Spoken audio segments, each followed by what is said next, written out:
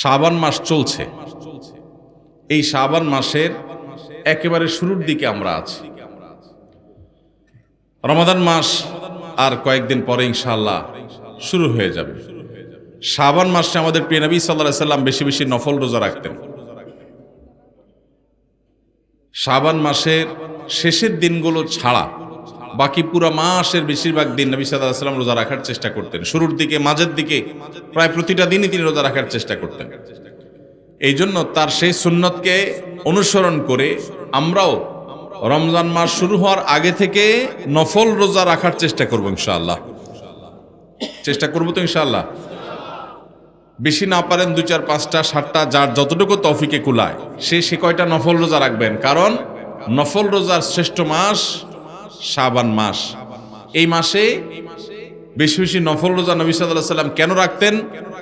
তাকে উসামা ইবনে যায়েদ রাদিয়াল্লাহু তাআলা নবীজির অত্যন্ত আদরের সাহাবী ছিলেন, নাতির মতো স্নেহ করতেন। তিনি প্রশ্ন করেছেন আল্লাহ রাসূলকে, হে আল্লাহ রাসূল, মালি আরাকা তাসুমু ফি শাবান মা লা তাসুমু ফি গায়রি। আপনাকে দেখি শাবান মাসে যত নফল রোজা রাখেন, অন্য কোনো মাসে এত নফল রোজা রাখেন না। হেতু কি, রহস্য কি, কারণ কি? নবীজি সাল্লাল্লাহু আলাইহি সাল্লাম তখন তাকে বলেছিলেন যে এর কারণ হলো এই রোজা, এইটা এই মাসে রাখছি জন্য যে এই মাসটাতে মানুষ সাধারণত ইবাদত বন্দেগীর ব্যাপারে উদাসীনতা করে। সবাই অপেক্ষা থাকে, রমজান তো আসছে, রমজান আসলে তো করবই, এই জন্য রমজানের জন্য বসে থাকে। মাঝখান দিয়ে এই মাসটাতে মানুষ আমল ইবাদত ততটা করে না। আবার এই মাসটার আগের মাসটা রজব মাস, সেটা সম্মানিত 4 মাসের একটা। সম্মানিত মাস কয়টা ভাই? 4টা, জিলকদ, জিলহজ, মুহররম, আর চতুর্থটা কোনটা? রজব। এই 4 মাসকে আল্লাহ তাআলা সম্মানিত মাস ঘোষণা করেছেন। তো নবীজি বলেছেন এই মাসটা, শাবান মাসটার আগের মাসটা হলো সম্মানিত মাস, সেজন্য অনেকে একটু ইবাদত বন্দেগীর দিকে মনোযোগ দেয়। আর পরের মাসটা রমজান মাস, সেটা তো বছরের সেরা মাস, সবাই কম বেশি ইবাদতের চেষ্টা করে। মাঝে পড়ে এই শাবান মাসটাতে আমল, ইবাদত, নেকামল এগুলোর ব্যাপারে বেশিরভাগ মানুষ মনোযোগ দেয় না। মনে করো রমজান আসলে একসাথে শুরু করবো, এখন আর কোরআন ধরে না। তো নবীজি সাল্লাল্লাহু আলাইহি সাল্লাম বলেছেন এই জন্য আমি এই মাসে নফল রোজা বেশি বেশি রাখি। কারণ যেই সময়টাতে আমল ইবাদতের পরে অন্য সবাই উদাসীন থাকে, ওই সময়টাতে আমল ইবাদতের আলাদা একটা গুরুত্ব আছে। নবী সাল্লাল্লাহু আলাইহি ওয়াসাল্লাম সেজন্য রাখতেন। আর 2 নম্বর হলো তিনি বলেছেন যাকা শাহরুন ওয়া হুয়া শাহরুন তুরফাউ ফীহিল আমালু ইলা রাব্বিল আলামিন। এই শাবান মাস হলো বছরের সেই মাস যেই মাসে বান্দার সারা বছরের আমলনামা আল্লাহর কাছে ফেরেশতারা উপস্থাপন করেন, প্রেজেন্টেশন দেন, রিপোর্ট জমা দেন। নবীজি সাল্লাল্লাহু আলাইহি সাল্লাম বলেছেন ফা উহিব্বু আন ইউরফা আমালি ওয়া আনা সাইম।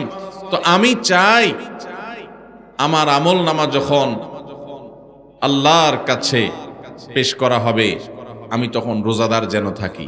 আল্লাহ যখন আমার আমলনামার দিকে মনোনিবেশ করবেন, তখন যেন তিনি আমাকে রোজাদার অবস্থায় পান, নেকামলের মধ্যে পান। তাহলে আমার রিপোর্ট তিনি অনুগ্রহের সাথে, রহমতের সাথে দেখবেন।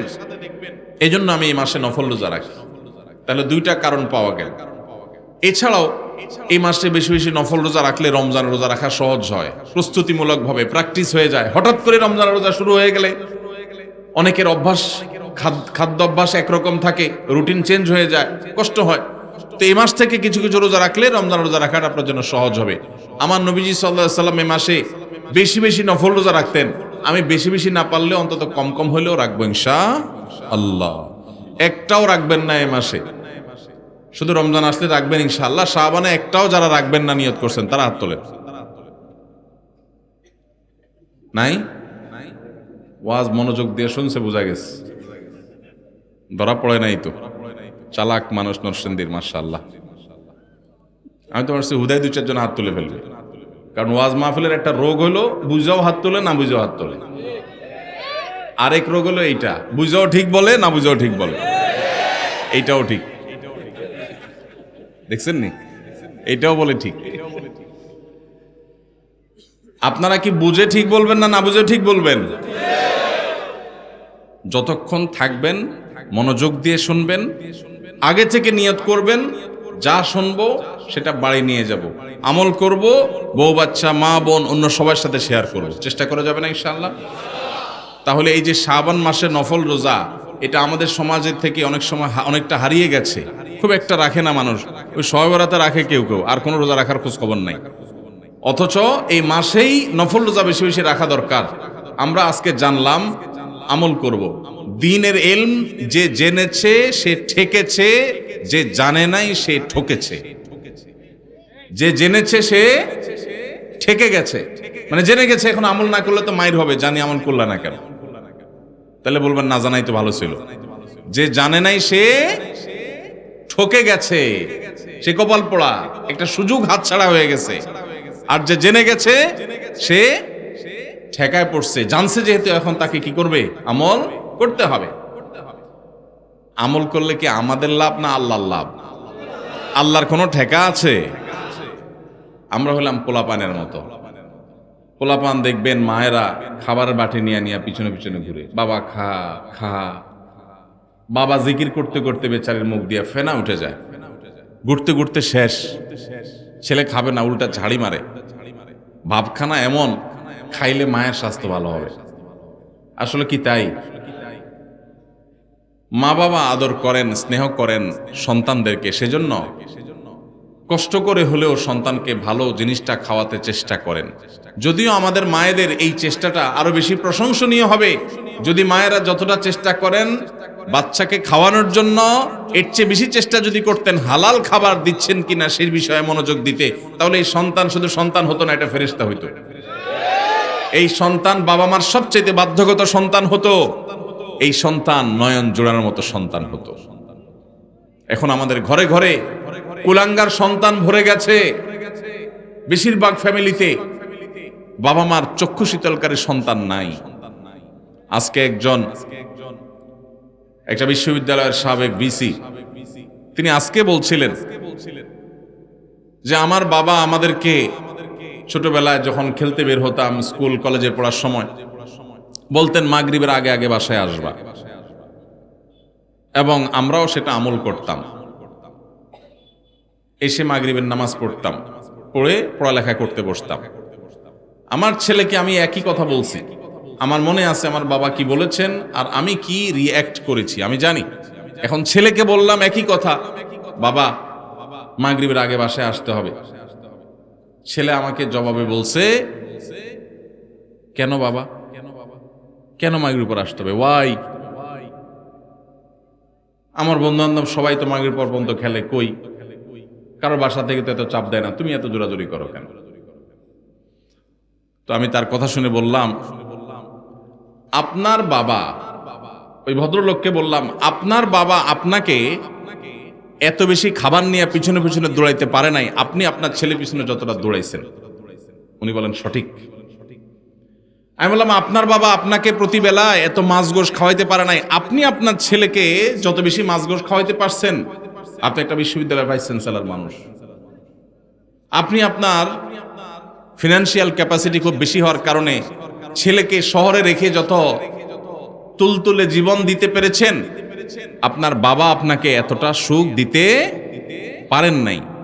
কিন্তু আপনার বাবার আপনি অনুগত সন্তান ছিলেন, বাবার চোখ জুড়িয়েছেন, নয়ন জুড়িয়েছেন, অন্তরকে শীতল করেছেন, আর আপনার সন্তানটা কিন্তু আপনার অন্তরকে শীতল করতে পারে নাই। প্রবলেমটা কোথায়?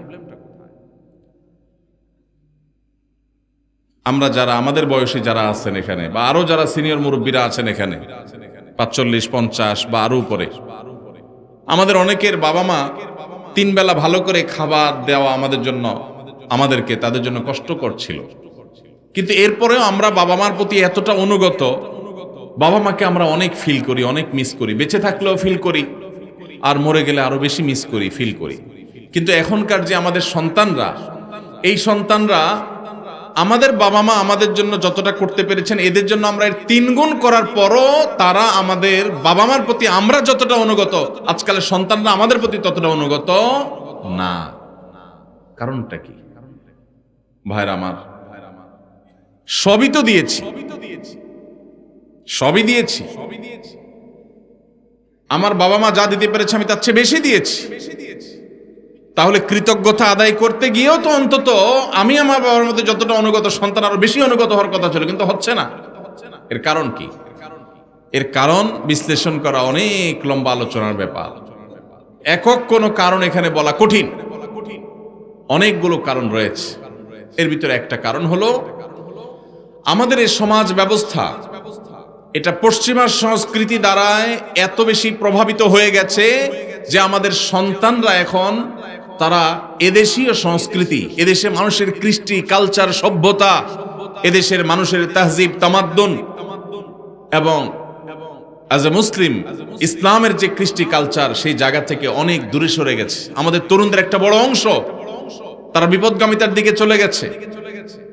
এর কারণ যেমন পশ্চিমা সংস্কৃতির আগ্রাসন আছে, নাটক সিনেমার নামে, বিনোদনের নামে যেগুলো দেখছেন সারাক্ষণ, আপনার ভেতরের জগৎকে পরিবর্তন করে দিচ্ছে। সেগুলো আপনার ঈমান, আমল, চিন্তাধারা সবকিছুকে প্রভাবিত করে নিজের অজান্তে চেঞ্জ করে দিচ্ছে। আপনি মুসলমান থাকছেন নামে আর খোলসে, ভেতর থেকে আপনাকে পরিবর্তন করছে, আপনি টেরও পাচ্ছেন না। আপনার সন্তানকে আপনি শিক্ষা দিচ্ছেন, স্কুল, কলেজে, ইউনিভার্সিটিতে শিক্ষা নিতে গেছে যে সন্তান, সেখান থেকে শিক্ষার উপরে ভর করে পশ্চিমা যে সংস্কৃতি আসছে সেটাও সে ধারণ করেছে, শিক্ষিত হচ্ছে, পাশাপাশি সে পশ্চিমা ধ্যান ধারণায় বিশ্বাসী হচ্ছে। এর ফলশ্রুতিতে ইসলামের যে ট্র্যাক, ইসলামের যে সুমহান শিক্ষা, সেই শিক্ষা থেকে বঞ্চিত হয়ে ধ্বংস হয়ে যাচ্ছে। এর অনেক কারণের ভিতরে একটা কারণ হলো সন্তানকে আপনি সেইভাবে হালাল খাবার খাওয়াতে পারতেছেন না আপনার বাবা মা যেটা আপনাকে খাওয়াতে পেরেছে। আপনার বাবা মা অনেক কষ্ট করে অল্প খাওয়াইছেন, কিন্তু হালাল খাওয়াইছেন, তার বরকত ছেলের মধ্যে আপনি পাইছেন। আপনি আপনার ছেলে মেয়েকে যা খাওয়াচ্ছেন বুকে হাত দিয়ে বলতে পারবেন না যে টনটন করে বাজবে, এতটা হালাল এবং পিওর যেটা আপনার বাবার সম্পদের মধ্যে ছিল, সেটা যদি আপনার সন্তানের মধ্যে আপনি করতে পারেন, ইনশাআল্লাহ এই যুগে আপনার সন্তান সবচাইতে সভ্য, ভদ্র এবং মাথা নিচু করে বিনম্রতার সাথে আপনাকে শ্রদ্ধা নিবেদন করবে। এজন্য সন্তান খাইলো কি খাইলো না এটার জন্য যতটা মরিয়া মায়েরা, এর চেয়ে বেশি মরিয়া হবেন সন্তানের পেটে হালাল ঢুকছে নাকি হারাম ঢুকছে বিষয়টা নিয়ে।